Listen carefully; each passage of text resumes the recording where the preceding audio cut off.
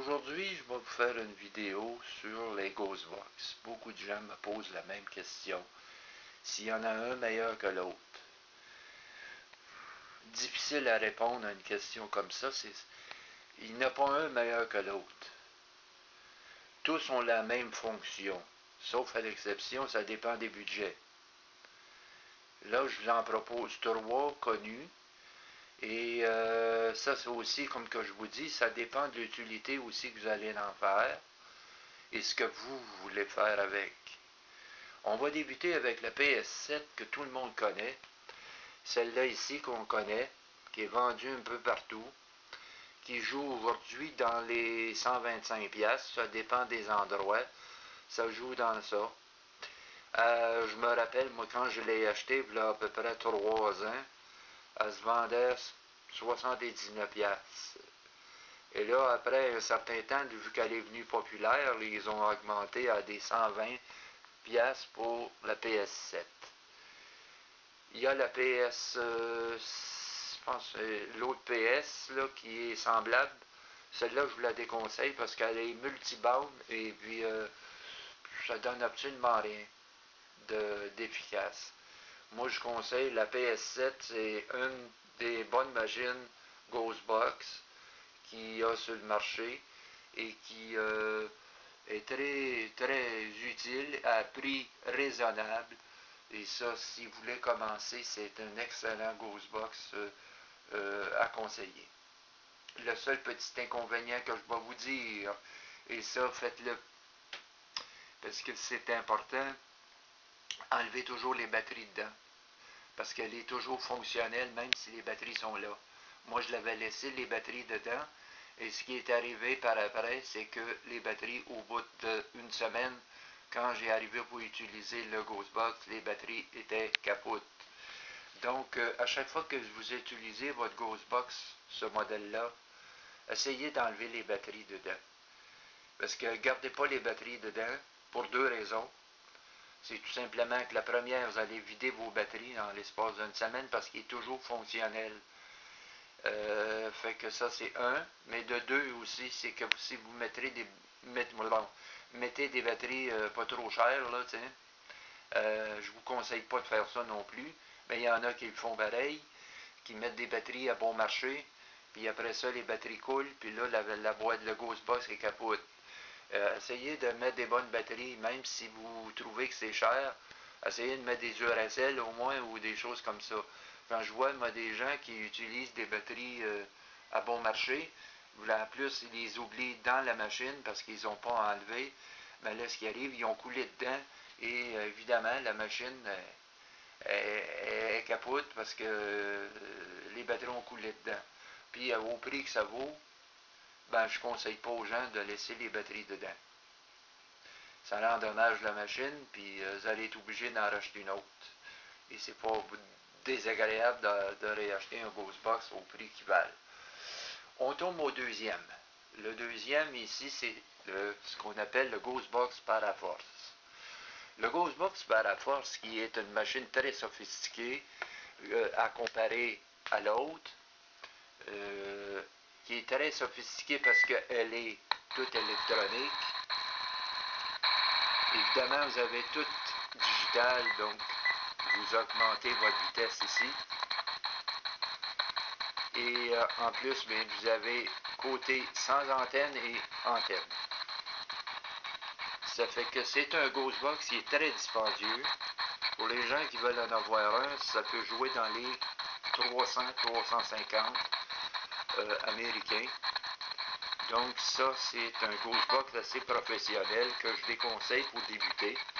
Évidemment, c'est pas des Ghostbox pour débuter.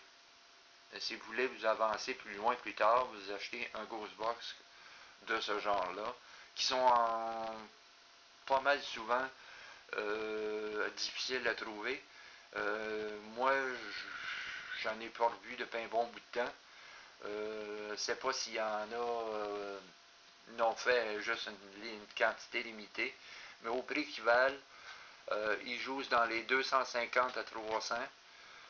C'est vraiment de Ghostbox très bon. Il est très très bon. Il est plus meilleur que celui-là en tout cas, et beaucoup plus efficace.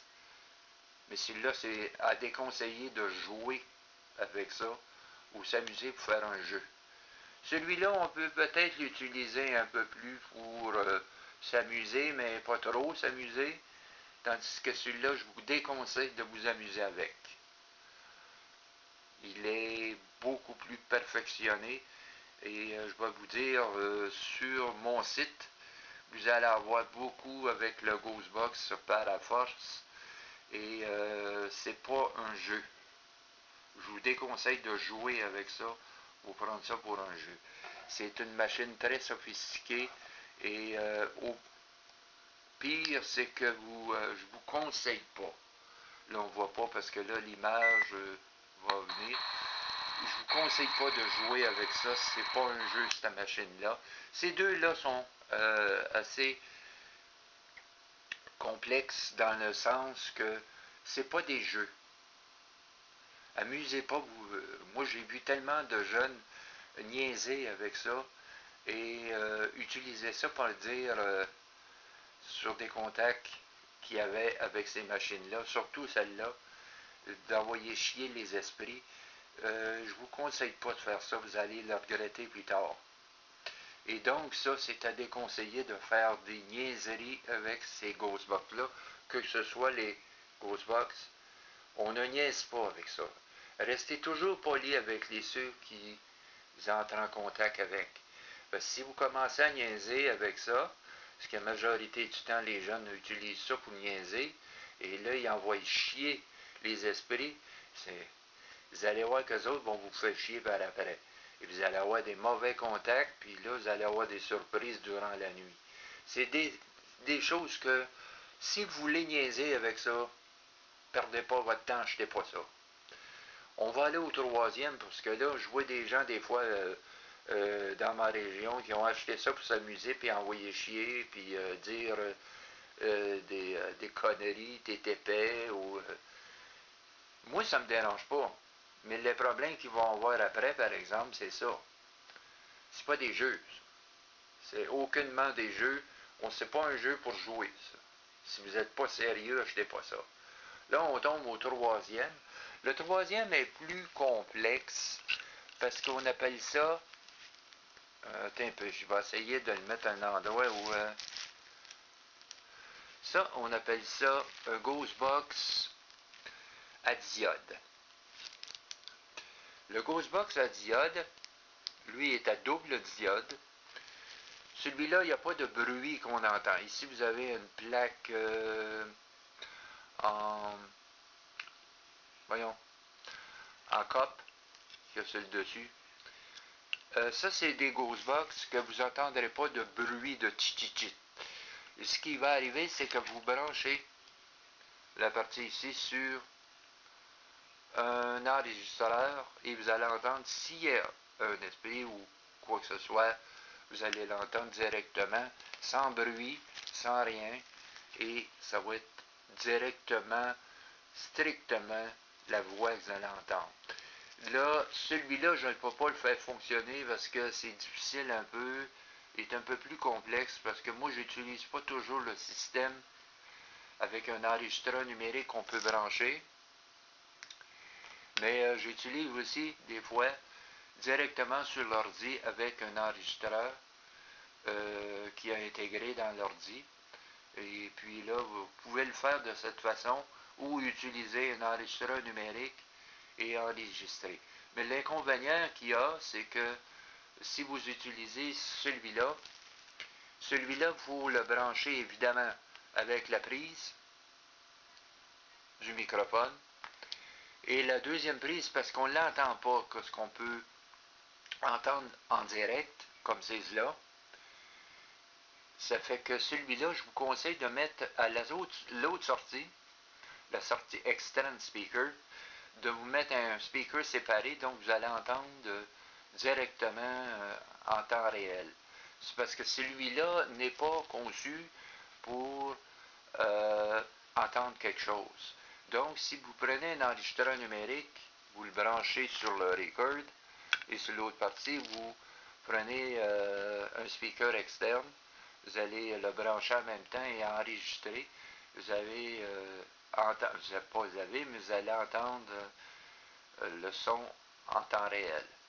Celui-là est beaucoup meilleur marché. Son efficacité, je ne sais pas. Honnêtement, j'en ai aucune idée.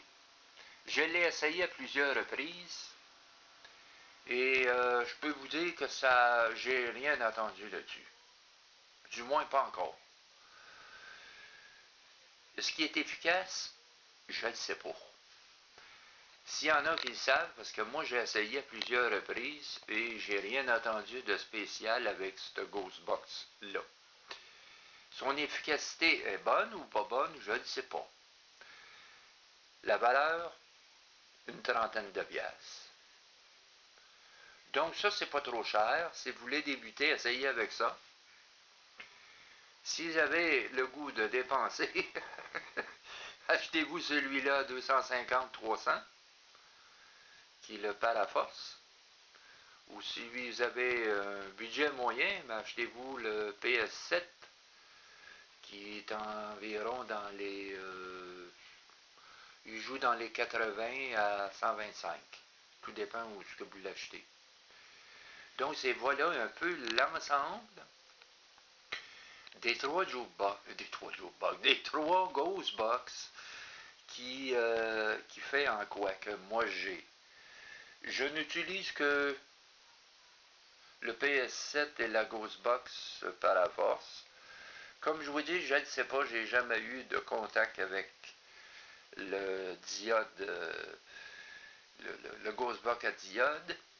Son efficacité est peut-être qu'elle est bonne, peut-être c'est que tout simplement elle fonctionne d'une autre fonction qu'il faudra plus de patience. J'en ai aucune idée. Pour l'instant, j'ai pas eu de contact avec ça.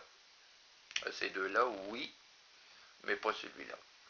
Donc, voici un petit peu l'ensemble de ce qu'il y en est des Ghostbox. Il y a le Ghostbox avec Echo, mais comme je vous dis, ça ne vous avantagera pas plus en ayant de l'écho.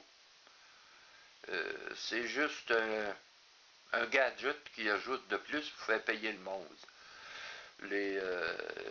Les inventeurs de Ghostbox sont rendus à tellement sophistiqués pour vouloir vendre le produit qu'ils sont prêts à faire n'importe quoi, mettre un gadget dessus pour arriver à vendre ça plus cher. Et je trouve ça un peu exploité, le système Ghostbox. Pour ce qui en est de ça, c'est ça. Une autre fois, je vous en parlerai, ça sera dans la deuxième partie. J'essaierai d'expliquer comment fonctionnent aussi les K2. Il y a trois versions que moi j'ai et je vais vous montrer ça dans la deuxième partie.